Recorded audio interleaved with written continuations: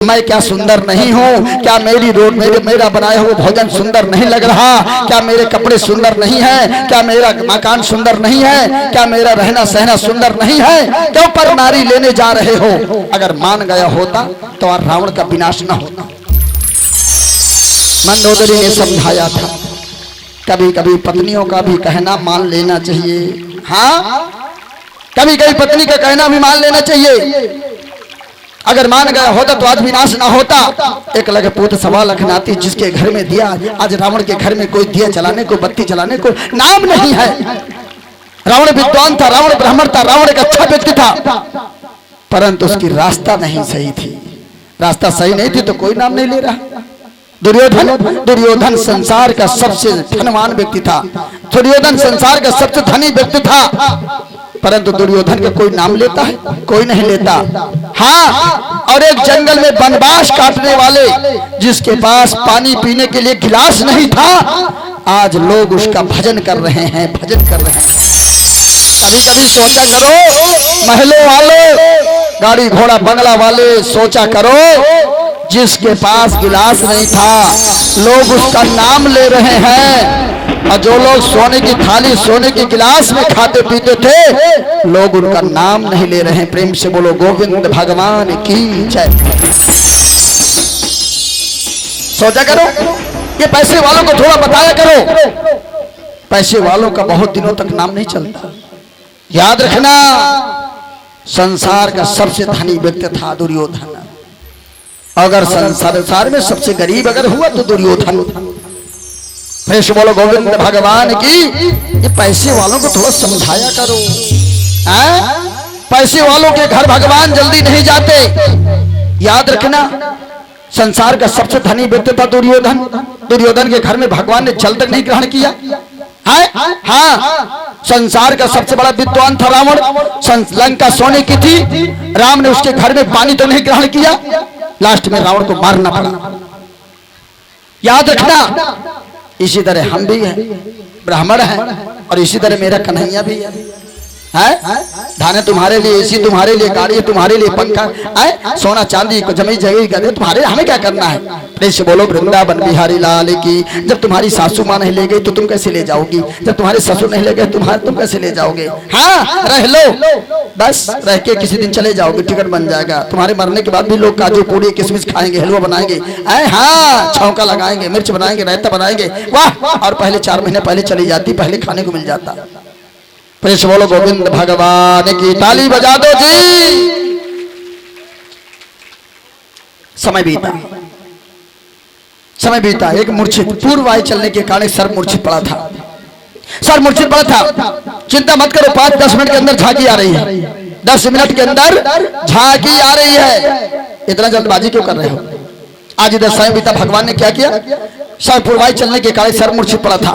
कलयुग ने कहा, राजन तलवार नहीं है, तीर तो है, एक काम करो, तीर निकालो और तीर से इस सर्प को उठाओ और राजा परीक्षित, हाँ, श्रमिक जी के गले में डाल दो, ये बाबा जी के गले में डाल दो।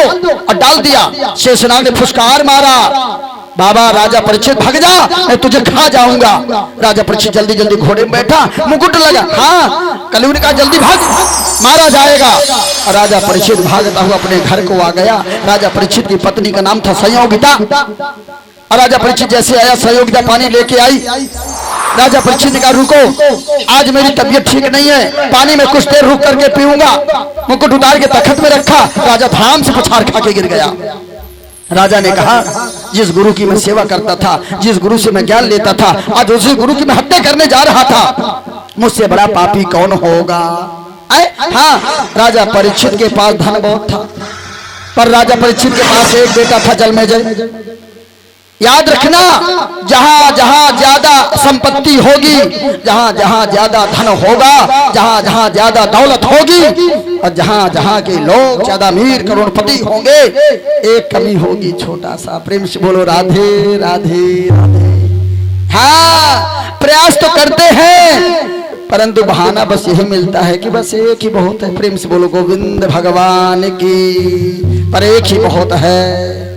बोलो वृंदावन। एक आम के वृक्ष में हजारों फल लग जाते हैं। बोलिए बंसी वाले की। काला प्रभाम कटाचुर भय बंदे हाँ घंटा सूल हला निशंख मुसले चक्रम धनु सायकम हस्ताव्रजयदिम घनात बिलसा चेतांशतुल्य प्रभाम गौरी देह समोधमाम त्रिजगता आधार भूताम हम पूर्वा मात्र सरस्वती मन भजे शुंभादि दैत्यार्दिनीम। जिनके पास करोड़ों की संपत्ति है, सोचने की बात है, बहुत बड़ी बात है, आज उनके घरों में ताला लग गया, एक भी नहीं है। श्रीमती जी कमंडल उठा के राजा परीक्षित के गांव पहुंच गए। आवाज मारा, राजा परीक्षित बेहोश पड़ा था। संयोगिता दौड़ के बाबा जी जल्दी चलो, मेरे पिता मेरे पति बेहोश पड़े हैं, चलो बाबा।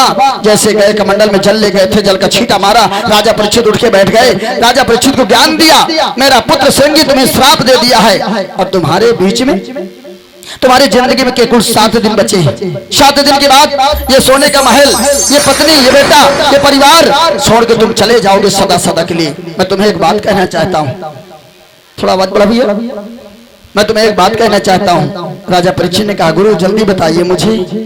उस समय राजा परीक्षित ने को ज्ञान दिया कि तुम्हारे जिंदगी में 7 दिन कुल बचे हैं। एक काम करो, ये माया से प्रेम कम करो और भगवान से प्रेम कर लो, ये 7 दिन तुम्हारे 70 दिन हो जाएंगे। अच्छा हाँ। उसी समय राजा परीक्षित कमंडल लेकर के घर से निकलना चाहा।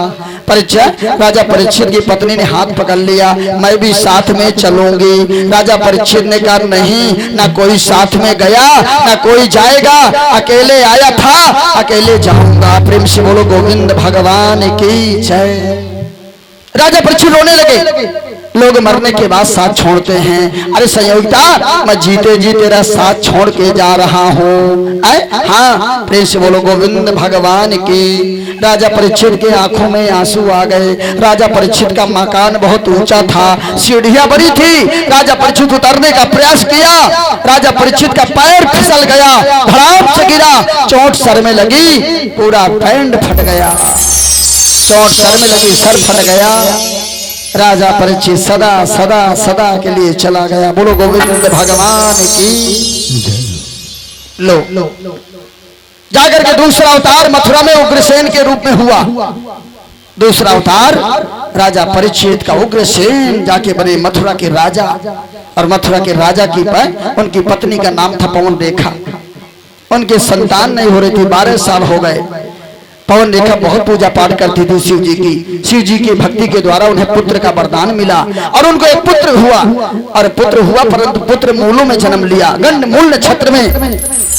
और हाँ एक दुर्मिल नाम का राक्षस। पवन रेखा अपने बाल धो करके अपने छत पे खड़ी होकर के बालों को सुखा रही थी। दुर्मिल नाम का राक्षस उड़ता हुआ चला जा रहा था। जब उड़ता हुआ चला जा रहा था उसकी छाया पड़ गई। राक्षसों का रंग काला होता है, हाँ राक्षसों का रंग काला होता है। उसकी छाया पड़ गई तो जो पवन रेखा के घर में पुत्र था उसका भी रंग काला हो गया, काला हो गया उसका रंग। सोचने की बात है। अब इधर पुत्र का जन्म हो गया। उग्रसेन भी गोरे हैं, उग्रसेन की पत्नी भी गोरी है, परंतु कंस उग्रसेन के पुत्र का रंग काला है। पंडित जी को बुलाया, पंडित जी आए, उसका नामकरण किया। नामकरण करने के बाद शास्त्री इसकी आवाज थोड़ा पतली करें भैया, आवाज से प्रेस बोलो वृंदावन बिहारी लाल की। आज दशमी भी था, भगवान ने क्या किया, भगवान ने क्या किया। आज इधर उग्रसेन गोरे, पवन रेखा गोरी, कंस के माता पिता हैं। पंडित जी को बुलाया, पंडित जी के सामने लेटाया, मस्तिष्क रेखा देखा, हस्त रेखा देखा, पद्म रेखा देखा, हाँ हृदय रेखा देखा। तो आज इसके रेखाएं बता दिया, ये कलंकित होगा, काम अच्छा काम नहीं करेगा, कल्याणकारी नहीं होगा, ये उल्टा सीधा काम करेगा। पंडित जी ने तुरंत नाम ले दिया। पंडित जी ने पवन रेखा को कहा ये काम करो, इसको बहते हुए पानी में फेंक दिया जाए। बोले नहीं गुरुजी नाम दो, इतने सालों के बाद मेरा पुत्र हुआ। अच्छा गुरुजी ने नाम इसको दे दिया, कंस नाम दे दिया। बोलो कंस भगवान, मैं तो नहीं जय बोला, कंस के साथी तुम हो। प्रेम से बोलो राधा रमण बिहारी लाल की। ये कंस बड़ा हो गया। उग्रसेन ने कहा, उग्रसेन ने पवन रेखा से कहा पवन रेखा अब हमें इसको गुरुकुल में छोड़ना चाहिए। और गुरुकुल में छोड़ा है। और गुरुकुल ढूंढ के थोड़ा सा मीठी मीठी क्या दिक्कत है? लेते ना कीबोर्ड से लिया कर, प्रेम से बोलो वृंदावन बिहारी लाल की। तुम तो सब सुना सुना कर देते हो। आज इधर कैसे लगा? उग्रसेन इसको गुरुकुल में जाके छोड़ दिया, पढ़ाई लिखाई करने लगा। और गुरुकुल में वासुदेव नाम का भी लड़का पढ़ता था और कंस की वासुदेव की दोस्ती हो गई। इधर देवकी पवन रेखा के गर्भ से कन्या ने जन्म ले लिया, देवकी नाम जिसका रखा गया। और ये देवकी शुक्ल पक्ष का जैसे चंद्रमा बढ़ती गई, जल्दी शादी योग हो गई। कंस के परिवार में सबसे बड़ा कंस था, उग्रसेन का बेटा। अब हम अपनी बेटी का हमें रिश्ता करना चाहिए। तो वासुदेव कंस की दोस्ती थी। कंस ने कहा पिताश्री, मैं अपनी बहन का रिश्ता मैं अपने मित्र के साथ करूंगा। कौन है तुम्हारा मित्र? बोले वासुदेव। अच्छा हाँ। उग्रसेन ने कहा उसके माता पिता से पूछा? बोले हाँ पूछ लिया। वासुदेव का गांव है बटेश्वर नगरी, कभी मौका मिले तो जाइए। आगरा से 21 किलोमीटर और मथुरा से करीबन 31 किलोमीटर है। हाँ 31 है तो 35। कभी मौका मिले तो जाना बटेश्वर नगरी। बटेश्वर नगरी वहाँ अटल बिहारी वाजपेयी जो हमारे देश के प्रधानमंत्री थे ना, वही बटेश्वर नगरी के रहने वाले थे। जाना कभी बटेश्वर नगरी देख करके आना। बटेश्वर नगरी बहुत अच्छा तीर्थ है। प्रेम से बोलो गोविंद भगवान की। मथुरा मत जाओ कन्हैया, तेरे बिन हम जी ना सकेंगे। खड़े हो जाओ। अरे बहुत देर से बैठी है मैया, तुम्हारे पैरों में दर्द नहीं होता? अच्छा मेरी नकल कर रहे हो, ये लोग मेरी नकल कर रहे हैं कि तुम ही तो बैठे।